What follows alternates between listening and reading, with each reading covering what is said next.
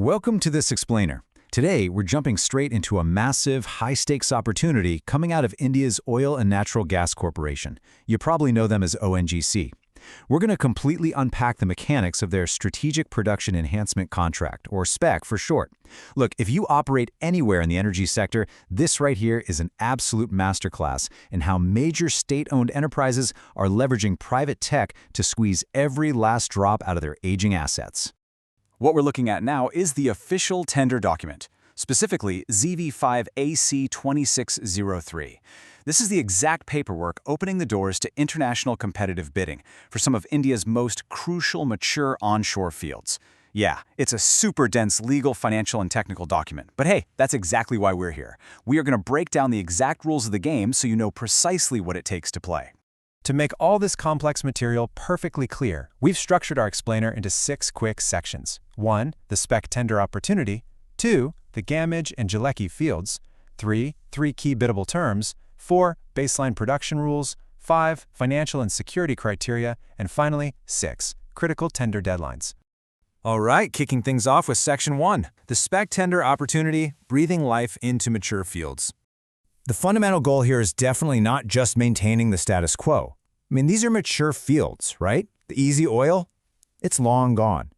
ONGC is explicitly out there looking for partners to bring advanced tech and serious operational expertise to significantly boost hydrocarbon output over a 15-year or 180-month contract period.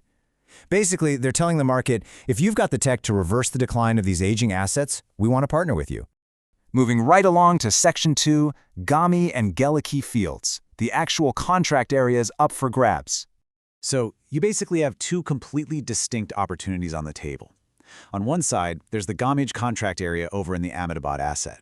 Now this is a single field, but it has a really substantial 54.5 million metric tons of oil initially in place. That's the total estimated volume of oil trapped down in the reservoir. On the flip side, the Jalecki contract area in the Assam asset bundles 3 different fields together: Jalecki, North Jalecki, and Hadapodi. You can bid on one, or you can go for both, but remember the evaluations and the final contract awards are handled completely separately. Which brings us nicely to Section 3, 3 key biddable terms, or basically how to actually win the contract.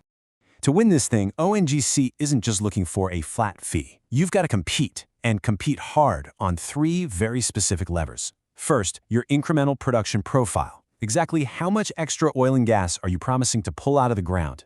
Second, what percentage share of revenue from that incremental production are you actually offering back to ONGC? And third, how many development wells are you willing to commit to drilling by the end of year 3?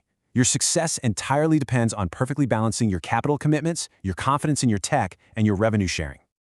Diving into that first lever, you can't just promise a tiny, safe little bump in production. No way.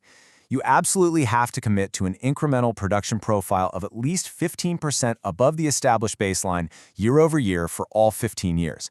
This is a hard floor.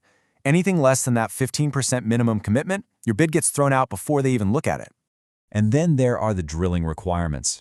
The contrast here is actually kind of wild when you look at the baseline commitments you have to make just to get in the room. For Gabi, ONGC demands a really heavy drilling schedule, at least 15 wells annually for each of the first 3 years. That's triple the requirement of the Jalecki fields, which only ask for a minimum of 5 wells per year during that same period. But keep in mind, these are strictly the minimums. You're going to have to bid numbers higher than this to actually outshine the competition. Okay, while you're burning capital to hit those aggressive new targets, let's look at Section 4, Baseline Production Rules, the contractor safety net. So how does the payout actually work for just maintaining current output? Well, ONGC uses a super strict accountability system. They pay you a fixed fee to keep things steady, but if your production drops below 80% of the readjusted baseline for any given month, your fixed fee for that month drops to absolute 0. Zip. If you hit between 80 and 90%, you get 80% of your fee. 90 to 100% gets you a 90% payout. You only secure your full 100% fixed fee if you meet or exceed that baseline. The operational risk is literally entirely on your shoulders. Make no mistake, ONGC only wants highly serious, capitalized players in this game, bringing us to Section 5, Financial and Security Criteria, the gatekeepers. The absolute baseline to even qualify financially is a proven, audited net worth of $5 million US. The tender specifically notes that's equivalent to roughly 43.92 crores in Indian rupees. You have to prove this financial muscle whether you're bidding entirely solo, as an incorporated joint venture, or stepping up as part of a consortium. And the rules around proving that net worth? Oh, they are incredibly detailed. For instance, if you're bidding as a consortium, you've got to submit an MOU outlining the exact percentage of work every single partner is going to perform. The heavy lifter, the leader of that consortium, must individually meet at least 50% of the required net worth. The other members, they need to meet at least 20%, proportional to whatever work they're taking on. You can't just borrow someone else's financial credibility here. Every single player needs real skin in the game.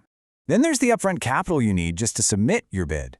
The base security requirements are massive. Over $455,000 for Gamich, and nearly $797,000 for Galiki.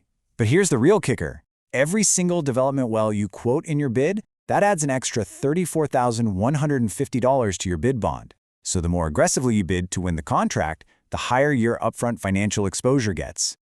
With the stakes crystal clear, it's time for Section 6, Critical Tender Deadlines. The countdown. The clock is officially ticking. It started back on May 8, 2026, when the notice inviting tender went live, and this window is closing fast. The absolute last day to submit your pre-bid queries is August 3rd. That leads right into the all-important pre-bid conference on August 10th at the Scope Minar in Delhi. And the final, drop-dead cutoff? The tender closing date for bid submissions is September 18, 2026 at precisely 1500 hours. You miss that deadline, and your chance is completely gone. So when you put it all together, the grueling minimum work programs, those ruthless baseline compensation rules, the 15% incremental floor, and the heavy financial gatekeepers, it really boils down to one ultimate question. Do you and your partners have the cutting-edge tech, the operational stamina, and the raw capital required to unlock the hidden value in ONGC's mature fields? It is an unbelievably lucrative opportunity for the right player. But as we've seen today, it's definitely not for the faint of heart. Thanks for joining me on this explainer, and keep learning.